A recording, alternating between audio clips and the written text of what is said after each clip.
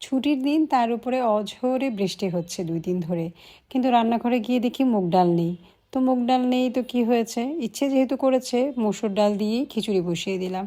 যদিও মুগ ডাল কিংবা বুটের ডাল খিচুড়িতে একটা এক্সট্রা ফ্লেভার যোগ করে, যেটা কিনা খেতে খুবই মজা লাগে। তো যাই হোক, আমার কাছে নাই, আমার যা আছে তাই দিয়েই বসিয়ে দিলাম। আমি প্রথমে একটু তেল দিয়ে তার মধ্যে পেঁয়াজ আর কাঁচামরিচ ভেজে নিয়ে তারপরে গোটা গরম মশলা দিয়ে দিলাম। এরপরে দিলাম ১ চামচ করে রসুন বাটা আর ১ চামচ থেকে একটু কম আদা বাটা, আর সাথে আমি দিয়ে দিচ্ছি হলুদ, মরিচ, ধনে, জিরা আর সামান্য গরম মশলার গুঁড়া।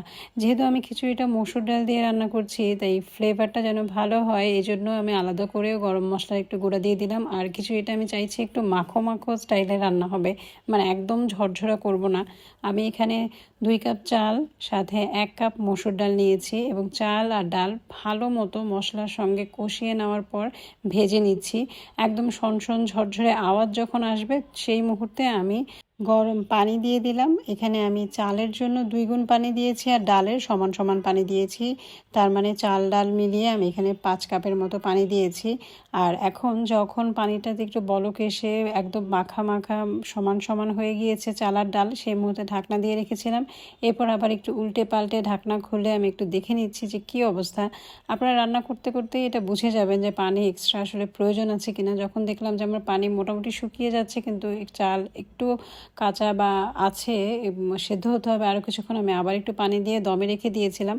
আর এইদিকে আমি গরুর মাংস কষিয়ে নিয়ে তার মধ্যে একটু ঝোল করার জন্য পানি দিয়ে দিলাম আর চলে আসলাম সালাডটা বানিয়ে ফেলতে। কারণ খিচুড়ি, গরুর মাংস, এর সঙ্গে একটু শুটকি বা সালাদ দুটো হলে বেশ ভালোই লাগে। তো আমার বাসায় অল্প একটু শসা ছিল আর গাজরই বেশি ছিল, তো আমি গাজর দিয়েই একটা সালাদ বানিয়ে নিচ্ছি। আর সেই সাথে আজকে করেছি লইটা শুটকি ভুনা।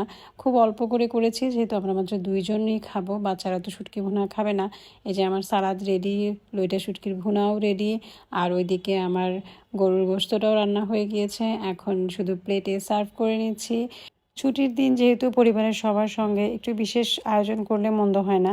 অন্যান্য দিনগুলোতে নানা ব্যস্ততায় দেখা যায় ঠিকঠাক মতো রান্না হয় না। নিজে রান্না অনেক সময় করতেও পারি না।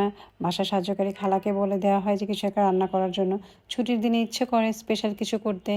আর আমার তো সবসময় ভালো লাগে আমার বাচ্চা এবং আমার হাজব্যান্ডকে স্পেশাল কিছু করে খাওয়াতে। তো এই তো আমার স্পেশাল প্লেট ছুটির দিনে রেডি হয়ে গেল।